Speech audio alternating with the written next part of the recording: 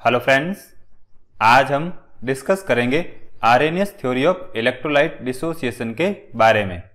देखिए, किसी भी इलेक्ट्रोलाइट की बात करें तो वो सॉल्यूशन में आयंस में डिसोसिएट हो जाता है। तो इसको एक्सप्लेन करने के लिए आर्हेनियस ने ये थ्योरी 1884 में दी थी। अब बात करते हैं इस थ्योरी के मेन पॉइंट्स की। तो देखिए, किसी भी इलेक्ट्रोलाइट का जब सॉल्यूशन बनाया जाता है तो उसके जो मॉलिक्यूल्स होते हैं वो दो टाइप्स के चार्ज पार्टिकल्स में ब्रेकअप हो जाते हैं और इन चार्ज पार्टिकल्स को हम आयंस कहते हैं। अब ऐसे आयंस जिन पर पॉजिटिव चार्ज प्रेजेंट होता है उनको हम कैटायंस कहते हैं और ऐसे आयंस जिन पर नेगेटिव चार्ज प्रेजेंट होता है उनको हम एनायंस कहते हैं। अब देखिए, ये जो इलेक्ट्रोलाइट हैं वो एसिड हो सकते हैं, बेस हो सकते हैं या सॉल्ट हो सकते हैं। जैसे अगर हम NaCl सॉल्ट की बात करें तो जब इस इलेक्ट्रोलाइट का एक्वस सॉल्यूशन बनाया जाता है तो जो NaCl के मॉलिक्यूल्स हैं वो Na+ और Cl- आयंस में डिसोसिएट हो जाते हैं। अब Na पर पॉजिटिव चार्ज प्रेजेंट है तो इसको हम कैटायन कहेंगे और Cl पर माइनस चार्ज प्रेजेंट है तो इसको हम एनायन कहेंगे। अब देखिए, उस इलेक्ट्रोलाइट के सॉल्यूशन की बात करें तो उसमें जितना पॉजिटिव चार्ज प्रेजेंट होता है उतना ही नेगेटिव चार्ज भी प्रेजेंट होता है। तो इस तरह से जो सॉल्यूशन होता है वो इलेक्ट्रिकली न्यूट्रल होता है। जैसे NaCl के सॉल्यूशन की बात करें तो उसमें जितने Na+ आयन होंगे उतने ही Cl- आयन होंगे। तो इस तरह से NaCl का सॉल्यूशन इलेक्ट्रिकली न्यूट्रल होगा। अब सॉल्यूशन में जो इलेक्ट्रोलाइट है उसका मॉलिक्यूल आयंस के साथ इक्विलिब्रियम स्टेट में होता है। मींस मॉलिक्यूल आयंस में डिसोसिएट होगा और आयंस वापस कंबाइन होके मॉलिक्यूल में कन्वर्ट होंगे। तो इस तरह से आयोनाइज्ड और अनआयोनाइज्ड मॉलिक्यूल्स के बीच में इक्विलिब्रियम की स्टेट प्रेजेंट होती हैं। अब देखिए, सॉल्यूशन में जो आयंस होते हैं वो फ्रीली मूव कर सकते हैं और अगर हम उस इलेक्ट्रोलाइट के सॉल्यूशन में इलेक्ट्रोड्स के थ्रू इलेक्ट्रिसिटी प्रोवाइड करवाते हैं तो उस केस में जो आयंस होते हैं वो ऑपोजिट चार्ज्ड इलेक्ट्रोड्स की तरफ मूव करते हैं। जैसे पॉजिटिव आयंस की बात करें तो वो नेगेटिव इलेक्ट्रोड की तरफ जाते हैं और नेगेटिव आयंस की बात करें तो वो पॉजिटिव इलेक्ट्रोड की तरफ जाते हैं। तो इस तरह से वो ही सब्सटेंसेज जो कि सॉल्यूशन में आयंस के फॉर्म में प्रेजेंट होते हैं वो इलेक्ट्रिसिटी को कंडक्ट करेंगे। अब इलेक्ट्रिक करंट की बात करें तो वो आयंस को प्रोड्यूस कभी भी नहीं करता है, लेकिन इलेक्ट्रिक करंट की वजह से सॉल्यूशन में पहले से प्रेजेंट आयंस ऑपोजिट डायरेक्शन की तरफ मूव करते हैं।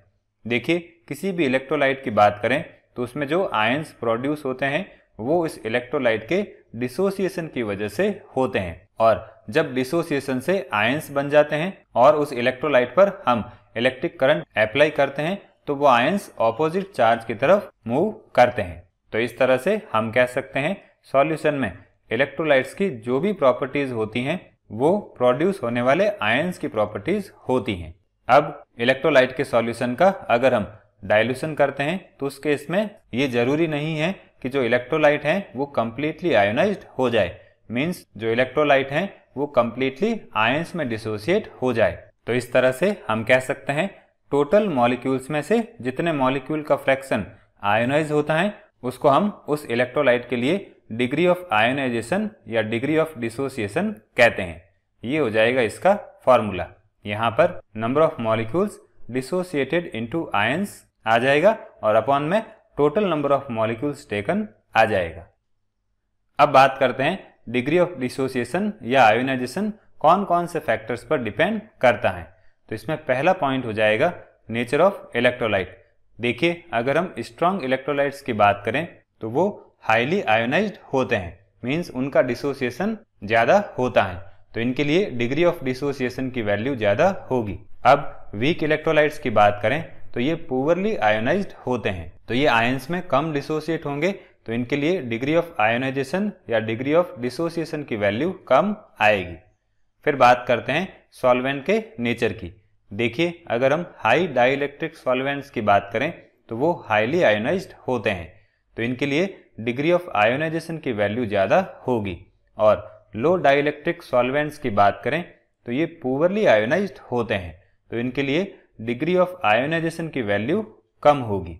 फिर बात करते हैं प्रेजेंस ऑफ अदर सॉलिड्स के बारे में। देखिए, अगर हम किसी इलेक्ट्रोलाइट के सॉल्यूशन में कुछ दूसरे सॉल्यूट ऐड कर देते हैं तो उस वजह से उस इलेक्ट्रोलाइट के लिए जो डिग्री ऑफ आयोनाइजेशन की वैल्यू है वो अफेक्ट होती हैं।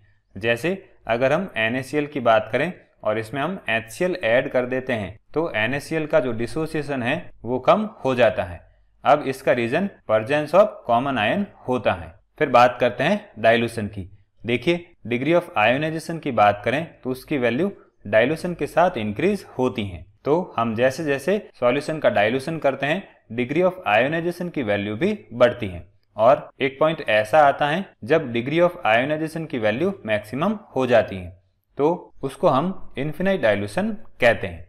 फिर बात करते हैं टेम्परेचर की। तो डिग्री ऑफ आयोनाइजेशन और टेम्परेचर ये एक दूसरे के डायरेक्टली प्रोपोर्शनल होते हैं।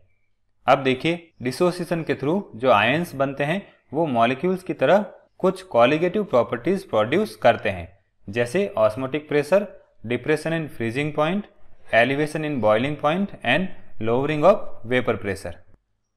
फिर बात करते हैं आर्रेनियस थ्योरी की लिमिटेशंस के बारे में। देखिए ओस्टवाल्ड डाइल्यूशन लॉ की बात करें तो ये आर्रेनियस थ्योरी पर बेस्ड है और Ostwald dilution law strong electrolytes पर अप्लाई नहीं होता है।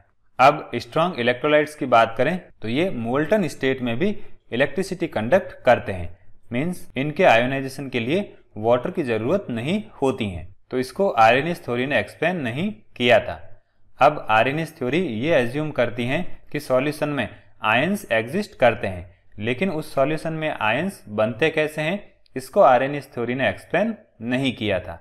फिर आर्रेनियस थ्योरी की बात करें तो ये सॉल्यूशन में एज्यूम करती हैं कि जो आयंस हैं उनकी एग्जिस्टेंस इंडिपेंडेंट होती हैं, लेकिन आर्रेनियस थ्योरी ने ये एक्सप्लेन नहीं किया था कि जो आयंस की मोबिलिटी है वो इलेक्ट्रोस्टैटिक फोर्स अप्लाई करने पर चेंज होती हैं। अब कंसंट्रेशन के साथ ट्रांसपोर्ट नंबर में जो वेरिएशंस आते हैं उसको आर्रेनियस थ्योरी ने एक्सप्लेन नहीं किया था।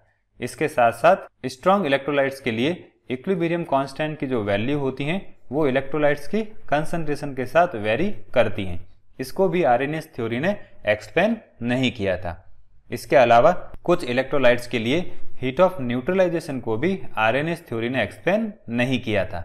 देखिए अगर हम HCl और NaOH की बात करें तो इनके लिए जो हीट ऑफ न्यूट्रलाइजेशन की वैल्यू है वो कंसंट्रेशन पर डिपेंड नहीं करती हैं, लेकिन अगर हम कंडक्टिविटी मेजरमेंट और कॉलिगेटिव प्रॉपर्टीज की स्टडी के बेस पर इन इलेक्ट्रोलाइट्स के लिए डिग्री ऑफ डिसोसिएशन का मेजरमेंट करते हैं तो उससे ये पता लगता है कि डिग्री ऑफ डिसोसिएशन की वैल्यू कंसंट्रेशन इंक्रीज होने के साथ डिक्रीज होती हैं। तो इस तरह से इनके लिए जो हीट ऑफ न्यूट्रलाइजेशन की वैल्यू है वो भी कंसंट्रेशन इंक्रीज होने के साथ डिक्रीज होनी चाहिए। तो इसको आर्रेनियस थ्योरी ने एक्सप्लेन नहीं किया था। अब देखिए कंडक्टिविटी मेजरमेंट और कॉलिगेटिव प्रॉपर्टीज की स्टडी के बेसिस पर जब कुछ यूनिवेलेंट इलेक्ट्रोलाइट्स के लिए डिग्री ऑफ डिसोसिएशन की वैल्यू कैलकुलेट की जाती हैं तो उससे जो रिजल्ट ऑब्टेन होते हैं वो गुड होते हैं, लेकिन बाइवेलेंट इलेक्ट्रोलाइट्स के लिए ये रिजल्ट्स गुड नहीं आते हैं। तो इसको भी आर्रेनियस थ्योरी ने एक्सप्लेन नहीं किया था।